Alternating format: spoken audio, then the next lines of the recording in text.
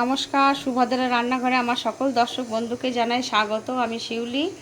আমি আজকে আবার একটা নতুন রান্না নিয়ে এসেছি, রেসিপি তোমাদের দেখাবো। সেটা হচ্ছে কিটক্যাট মিল্কশেক।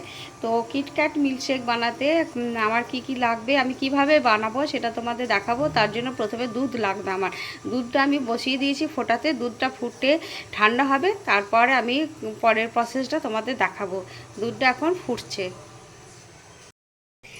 আমার দুধটা ঠান্ডা হয়ে গেছে, একদম পুরো ঠান্ডা দুধ।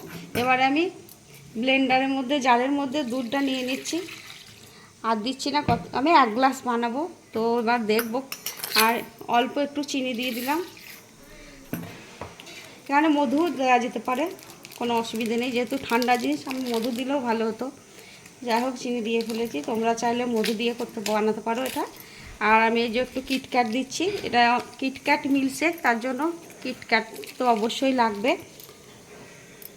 আমি এর মধ্যে ভেঙে কিটক্যাট দিয়ে দিলাম। আর এবার একটু আইসক্রিম দেব, একটা আইসক্রিমকে আমি দিয়ে দিচ্ছি।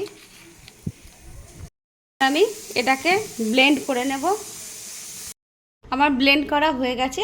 এবার আমি এটাকে সার্ভ করব, কিভাবে তোমাদের দেখাচ্ছি। ফার্স্টে একটুখানি ইয়ে দিয়ে নিচ্ছি, করে নিলাম সুন্দর গাছের মতন, খুব ভালো লাগছে দেখতে। যাই হোক, এবারে আমি এটাকে ঢেলে দিচ্ছি।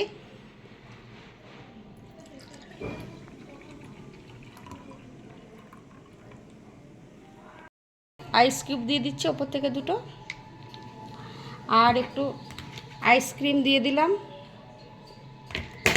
আর একটা কিটক্যাট দিয়ে দিচ্ছি।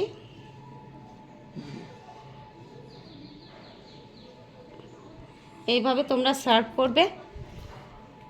বাচ্চাদের অসম্ভব সুন্দর হয়। বাচ্চারা স্কুল থেকে আসার পর ওদের খিদে পায়, তখন এই ঠান্ডা ঠান্ডা কিটক্যাট মিল্কশেক দেবে, ওরা দেখবে খুব আনন্দ করে খুশি হয়ে খাবে। যে বাচ্চারা দুধ খেতে ভালোবাসে না, তাদেরকে এটা বানিয়ে দিলে সে অবশ্যই খাবে, আমি কথা দিচ্ছি। এইভাবে বানাবে এবং বানিয়ে খেয়ে আমাকে কমেন্ট করে অবশ্যই জানাবে। আর তোমরা সবাই ভালো থাকবে, সুস্থ থাকবে। সকলকে অসংখ্য ধন্যবাদ। নমস্কার।